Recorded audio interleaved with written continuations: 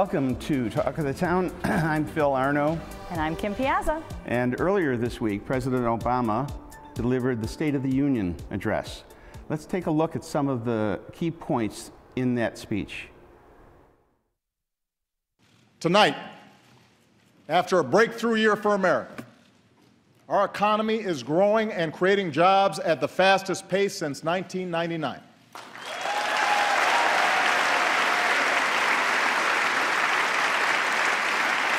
Our unemployment rate is now lower than it was before the financial crisis. More of our kids are graduating than ever before. More of our people are insured than ever before.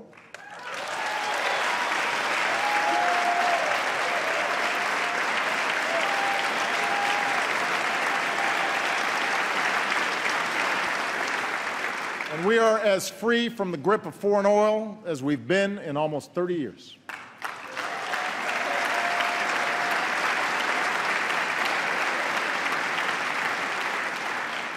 Tonight, for the first time since 9/11, our combat mission in Afghanistan is over.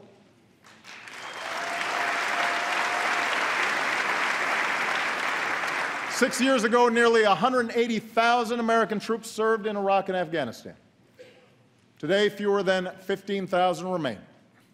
And we salute the courage and sacrifice of every man and woman in this 9/11 generation who has served to keep us safe. We are humbled and grateful for your service. And in the studio to help us discuss the State of the Union address, we have Vic Martucci from Masiello, Martucci and Calabrese, political analysts and associates. And we have Christy Mazurek, who comes from a hometown Buffalo family. Yes, a absolutely. Famous bakery downtown. Well, longtime politician family, political family. Even better. Yes. And Christy is a political strategist, former news reporter, former political host. So we've got a lot of very knowledgeable folks on the stage here today, Phil, to discuss the State of the Union address. Interesting Address. It kind of fell in line with some past State of the Union addresses. It's kind of like everything is thrown in. What do you guys think of the way the address went? First, Christy? Amazing. Splendidly. You know, as everybody was bashing President Obama for saying, I don't have to run another campaign. So he went out there, threw everything in the pot, and I think the amazing thing is that the Republicans are going to have to come to terms with President Obama meeting the goals that they put out in their own campaigns just a few years ago. They wanted the GDP to grow by 6%. It has. Gas prices down below $2.50. They are. And even unemployment rate. You can't beat those facts. I'm sure my colleague, though, will have a very different take.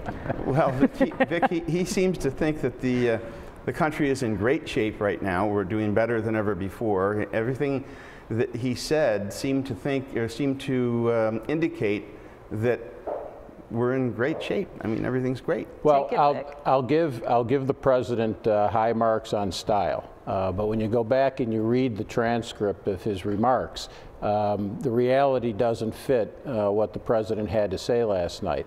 While the unemployment rate is lower than it has been since the president took office, the real unemployment rate, that is when you combine it with people that are underemployed or people that have dropped out of the job market, is at 12.6%. 2.2 million people have dropped out of the job market because there just aren't jobs to fill. 7.7 million people are underemployed. They've taken part-time work because they need to work. Median household income is 8% lower today than when President Obama took office. Now, if this is a country that's in great shape and a strong economy, I think the president needs a reality check. And Christy, you said that gas prices are down. How quickly though would you like the economy to bounce back? I mean, we had people that were getting kicked out of their homes on a daily basis back in 2006, 2005. How quick would you like the economy to rebound? We need to get people back to work. Look from where I sit, when a Republican was in the White House, there were no cranes in downtown Buffalo.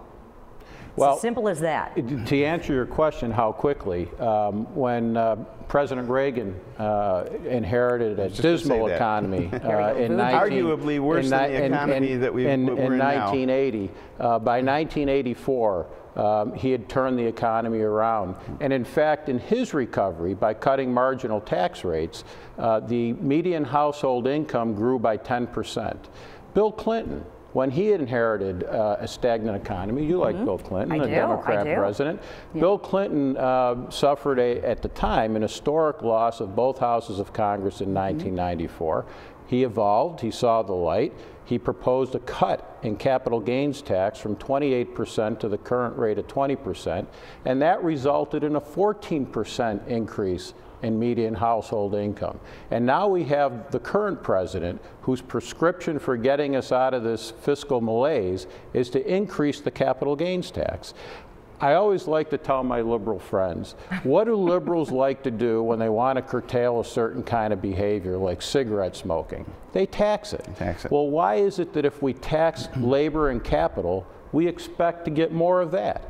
We're going to get less of it. Even one of the most iconic... But I think these different, the presidencies of the past also weren't facing this calamity in Wall Street, the auto industry shutting down. 14-year war. Absolutely. I mean, these are, I'm sorry, these Republican CEOs that were sitting up there were pretty happy when the government was doling out those cashes, checks to keep their industries up and running.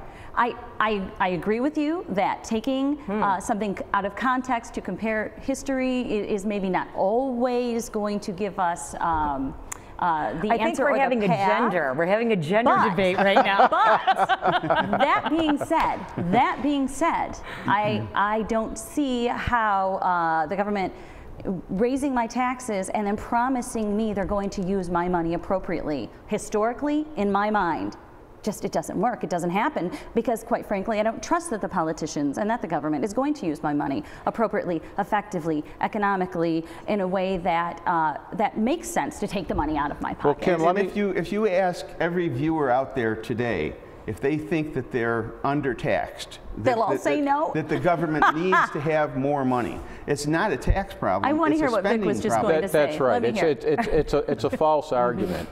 This country, the federal government is going to spend $3.8 trillion by the time we end this current fiscal year in October. $3.8 trillion. Can any of us really wrap our heads around $3.8 trillion? Absolutely So not. the idea that to pay for what I believe and most Republicans believe is a legitimate government function, spending money on infrastructure, spending money to improve the technology infrastructure of the country, nobody disagrees on those things. Yeah. Where we disagree is how to pay for it. And the way to do it is to cut spending in areas that the federal government has no business being involved with. $3.8 trillion.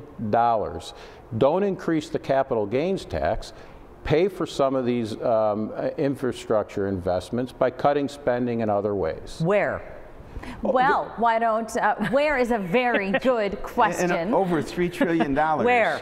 I just want to know where. I'll bet you that there's a lot of places. I think that's right. I think one of the things that that we can that we need to consider and focus on is yes, cut, but beyond, why are we increasing spending? Why are we creating programs that don't exist, that at least in my mind don't make sense? And something I'd really love to talk to Christy about when we come back, which we'll be going to break soon, is this idea that I'm going to pay for someone else's childcare.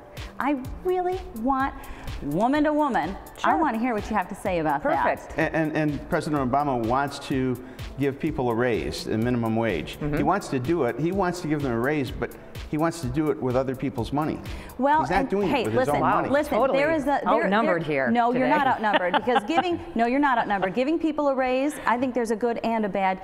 There's two sides to that coin, and I'm not going to just give him that one, Christy. I hope in any event the Republicans want the president to cooperate. I hope they're willing to do the same because they haven't for the past 4 years. Yeah. We'll discuss this in depth when we come back.